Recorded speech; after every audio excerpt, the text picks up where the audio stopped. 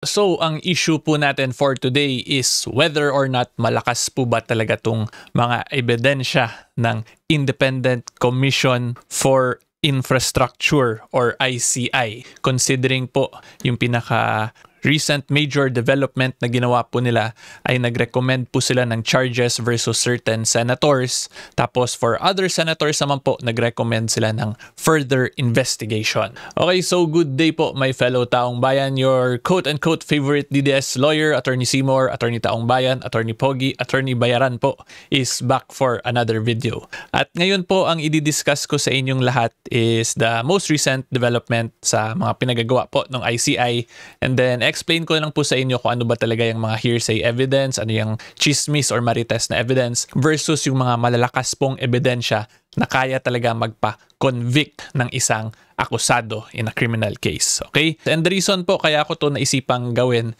kasi alam naman po siguro ninyo, di ba, na medyo madaming mga fake news dito sa bansa natin currently because of the political situation na fini-face po natin as a country. We are currently very politically divided, and of course because of that, kanya-kanya po yung mga political propaganda left and right. Dahil po dyan tayo, the ordinary members of the taong bayan of the Republic of the Philippines, naiipit po tayo sa mga fake news. Dahil po dyan ngayon, mas ipapaintindi ko sa inyo kung ano yung mga certain statements, ano yung mga evidence, or ano yung mga bagay-bagay po na mas paniwalaan natin at yung mga hindi naman talaga dapat natin paniwalaan or i-consider. Okay?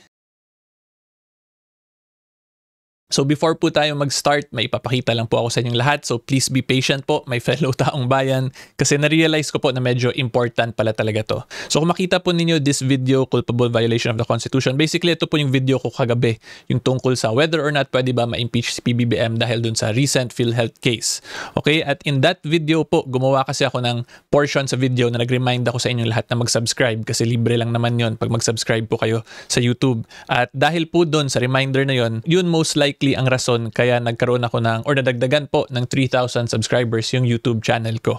Okay, kasi kung titingnan po natin in my old video, yung kay Congressman Kiko Barsaga, yung tungkol sa suspension niya, meron pong 192,000 views yun siya, pero 300 lang yung nadagdag. Dito kasi wala akong ginawang reminder na mag-subscribe po kayong lahat. So moving forward po, ang mangyayari lang ngayon ay magkakaroon na tayo ng frequent reminders lang sa subscription kasi sayang naman po yung from 3,000 to 300 difference. Ang laki po nun, di ba? Ito 204,000 views, 3,000. Per this one nga po, 192,300 lang. And kaya ko po yan gagawin na yung mag-remind talaga po sa inyo is because yan lang naman po yung rason talaga niyan eh. Gusto ko lang ma-achieve yung mga YouTube milestones basically kasi syempre, I consider myself as a content creator. So, of course, yung isa sa mga objectives ko dyan, ma-reach ko yung mga content creation milestones, lalo na po dito sa YouTube platform. Okay, so in conclusion po, hopefully you can consider subscribing sa YouTube channel ko. Libre po yan. Sa Facebook po, yung may bayad, pero dito sa YouTube, libre po yan. And as a matter of fact po, yung maging advantage niyan ay magiging updated po kayo kung may upload na ako pag nag-subscribe kayo sa YouTube. Okay, so maraming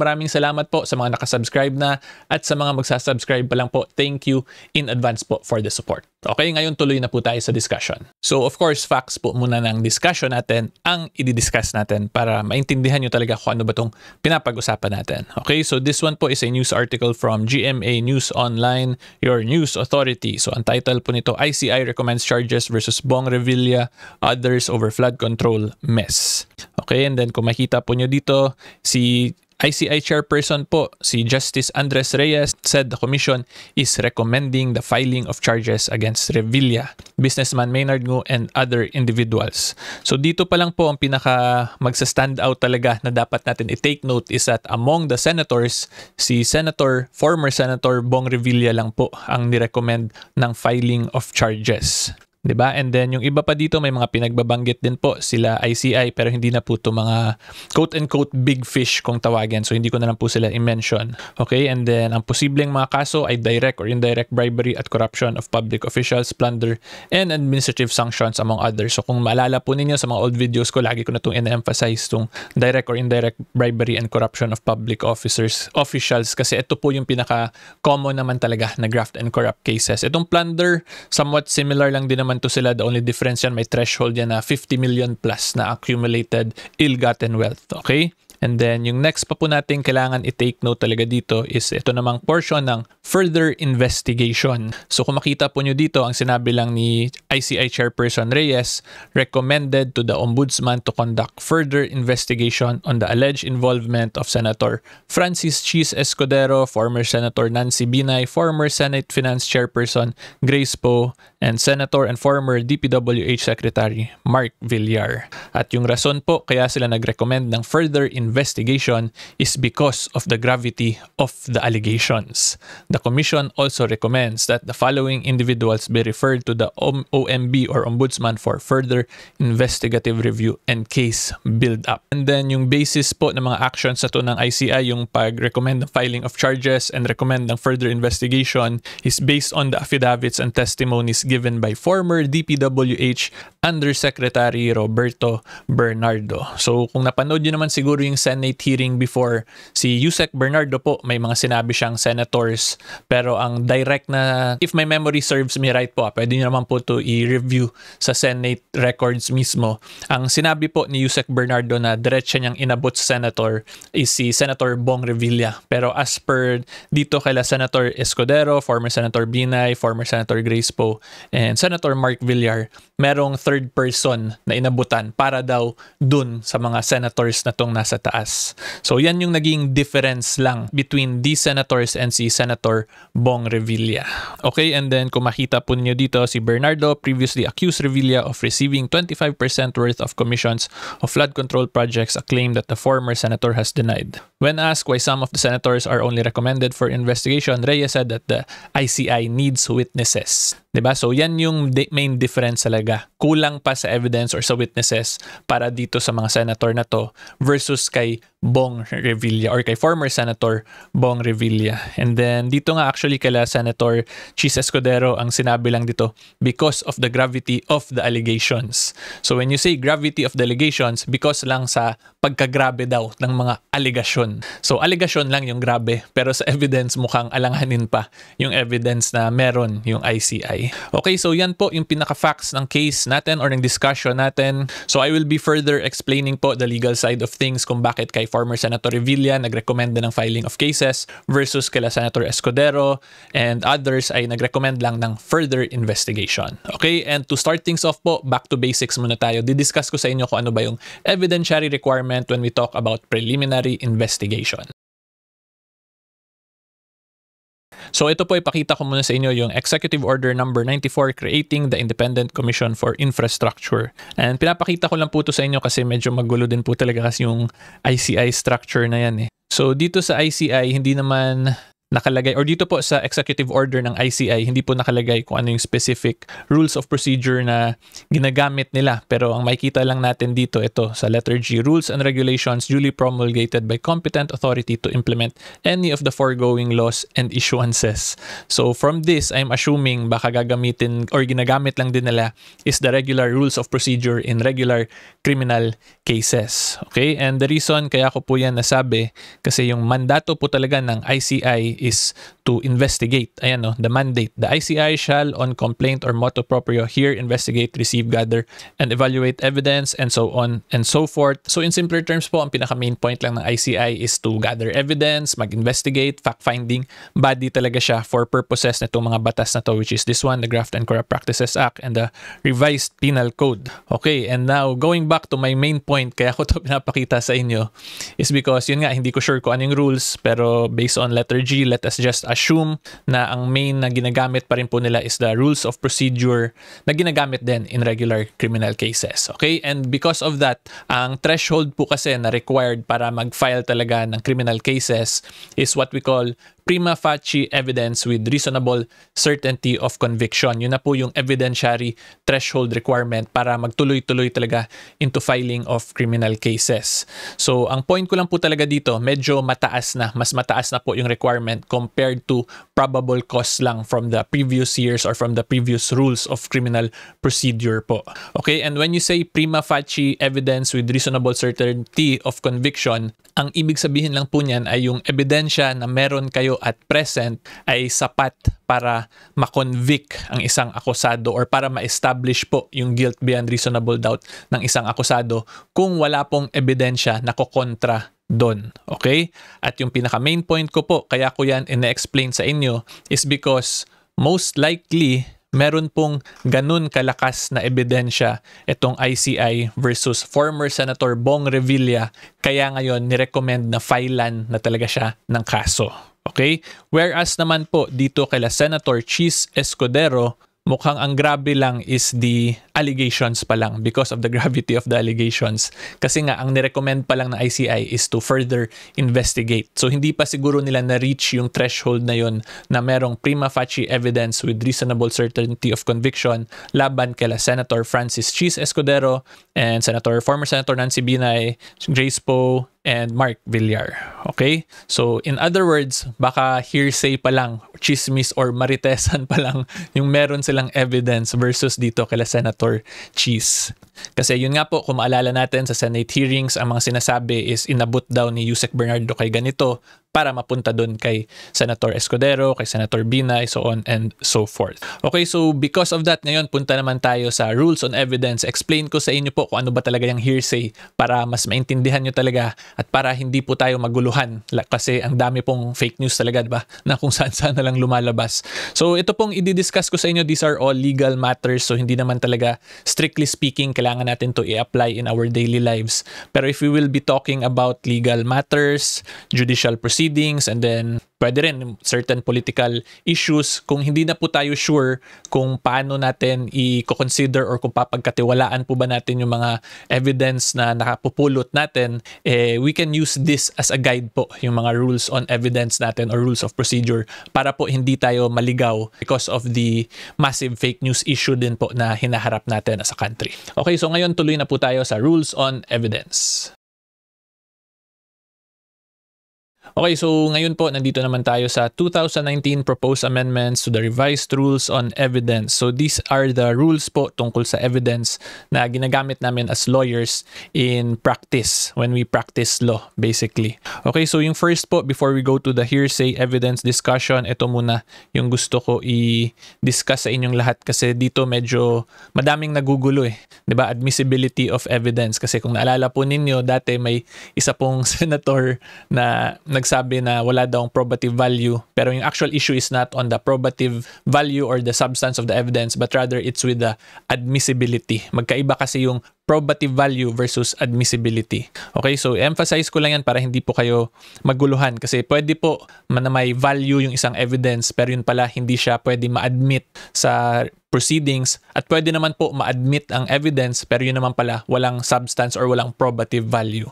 But for now po, i-discuss muna natin yung admissibility. Okay, so evidence is admissible when it is relevant to the issue and not excluded by the Constitution, the law, or these rules. So kung makita po nyo, diba, it's very basic lang naman. Yung pinakaunang guide talaga na sinabi ng ating rules on evidence is it must be relevant to the issue. Okay? So ang point lang po nito in our case po or in this discussion po natin, ang example po niyan, 'di ba, flood control corruption yung pinapag-usapan natin. Baka ngayon biglang may isang tao mag-submit ng evidence na in a civil case, alam niya na may evidence na ganito versus kay senator ganito na mga nambababae yan siya, 'di ba? Therefore kung nambababae, may corrupt practices daw. So yung fact na yon na pambababae niya, gusto niya gamitin dun sa corruption. So in that scenario po, 'di ba, parang somewhat similar considering corruption. Ito corruption, more on moral corruption kasi nambababae siya. Pero dito, actual corruption na pagnanakaw yung issue. So yun nga po, in a sense, parang parehas. Pero hindi po yun relevant. Kasi yung pambababae po ng isang senador, hindi naman yun mapuprove kung whether or not may corruption bang ginagawa in relation to public funds. Diba? So yan po yung pinakaunang guide na need natin tandaan. Dapat po relevant to the issue yung evidence natin. So we can apply that in our daily lives. Kung nagdi-discuss po tayo, make sure hindi tayo yung nanganganak na lang kung bigla-bigla yung discussion natin na sobrang random out of this world para lang i-defend yung position natin. Kaya nga po dito rin sa content ko, kung pansin nyo, diba, sa guidelines ko po dyan to when you comment in my social media, especially sa YouTube po, may guidelines yan. Ang nakalagay dyan, kung mag-comment po, dapat maging relevant to the issue or to the topic sa video. Kasi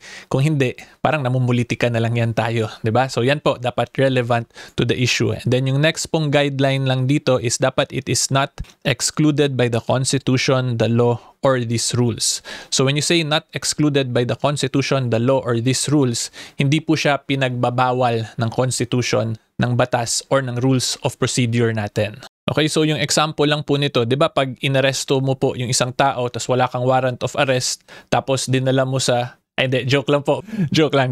Okay, going back. Pag inaresto mo po, or sorry, pag nag-search po kayo ng isang bahay, tapos yung wala kayong or mali-mali yung warrant, hindi po yun pwede magamit as evidence yung mga kinuha nyong bagay dun sa sinearchan nyo kung mali-mali or improper yung warrant of arrest nyo, kasi that is prohibited by the Constitution. So yan po ang ibig sabihin niya na dapat not excluded by the Constitution, the law, or these rules. Another example po nito is pag nag-wiretapping po kayo ng phone. Diba? Kasi wiretapping is prohibited. Therefore, pag nag-wiretap po kayo, hindi yan automatic na magagamit nyo as evidence in court. Yung best example po dito is the wiretapping issue versus former President GMA.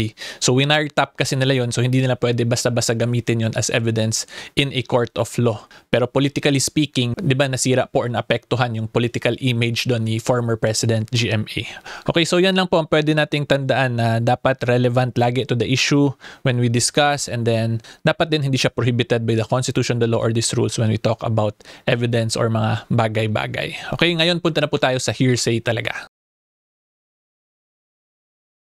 So ngayon po nasa hearsay na talaga tayo. This is Rule 130, Section 37 of the 2019 Revised Rules on Evidence.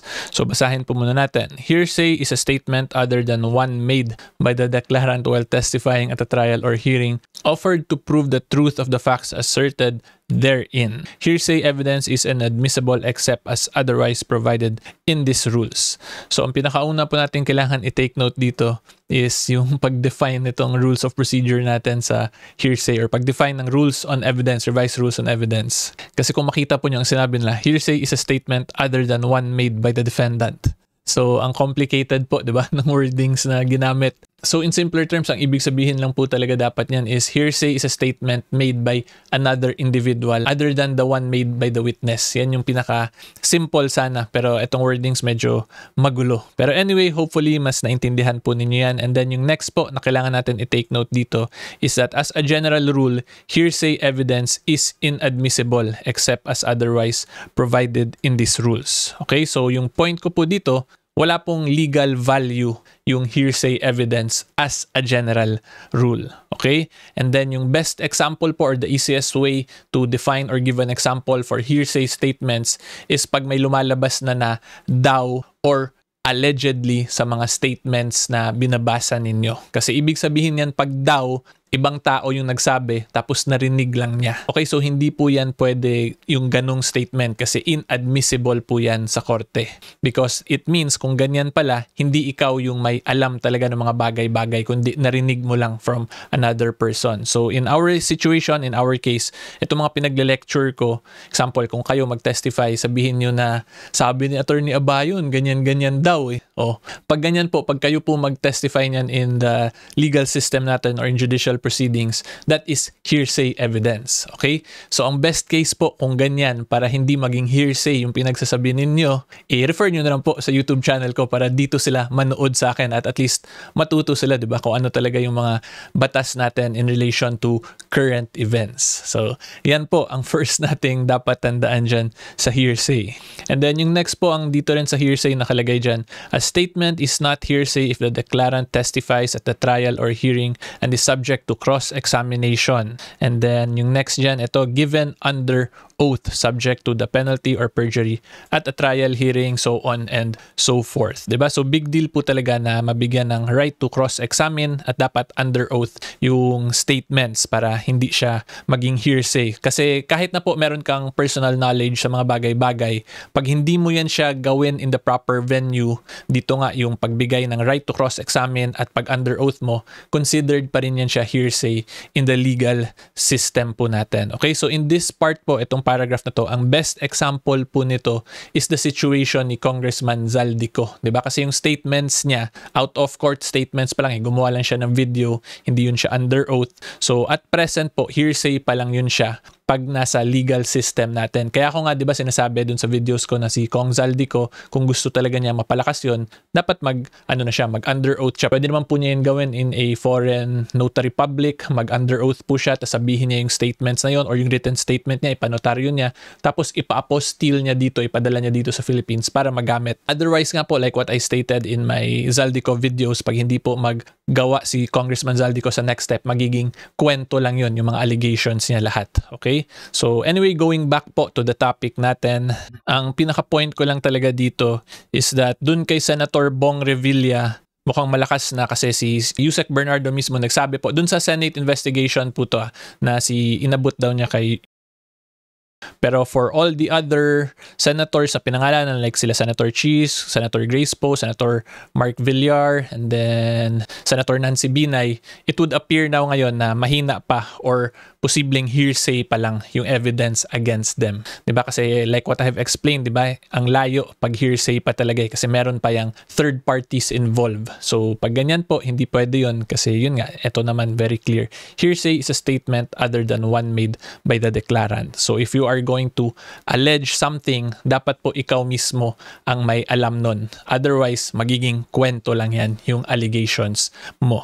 Okay? So that is hearsay po in a nutshell. Hindi ko na po may explain unfortunately itong exception to the hearsay rule kasi madami-dami po talaga to at hahaba tayo masyado. So may exceptions din actually kasi itong hearsay, one of which yung pinaka-common yan is yung expert testimony. Like yung doktor, pwede siya mag-testify as to certain matters kahit na narinig lang niya from the patient niya. Pwede po siya magbigay ng conclusions, tapos yung conclusions na yun ay may evidentiary value. Same din po yan as a lawyer. Pag ako po magbigay ng legal opinion, professional assessment ko, meron din po yung value sa korte. Unlike pag kayo po, magiging hearsay lang yon. So again, ang advice ko po sa inyo, i-refer nyo na lang po sila sa mga sources niyo para at least mas maging klaro talaga sa inyong lahat kung ano ba ang proper application ng laws natin to current events. Okay, so na-promote ko pa yung YouTube channel ko, diba? So thank you in advance po and welcome to everyone who will be subscribing sa YouTube channel ko moving forward. So in conclusion po or as a final remark na lang, ang masasabi ko po sa inyong lahat, may fellow taong bayan, alam ko po ngayon na ang daming fake news left and right, diba? From different political factions, kanya-kanya silang political propaganda. Pero sana based dito on everything that I have discussed, kung paano natin ma-identify and determine kung malakas ba yung evidence, malakas ba yung mga statements or mga kwento-kwento lang yan. Hopefully this can serve po as a guide sa inyong lahat para mas ma-discern po or mas ma-assess talaga natin kung sino ang nagsasabi ng totoo sa mga bagay-bagay. Lalo na po pag legal issues na yung pinapag-usapan. Kasi 'di ba alam naman po natin na this involves political figures. Therefore, yung pinakadulo talaga nito is dapat malaman po or makadecide tayo kung sino ang deserving ng trust at ng support natin na political figures. Okay, so hopefully mas klaro yan. If you like more legal videos on current events, subscribe lang po kayo sa channel ko. Again, wala pong bayad yan. Basta sa YouTube po kayo mag-subscribe. And until next time, see you all po. Bye-bye!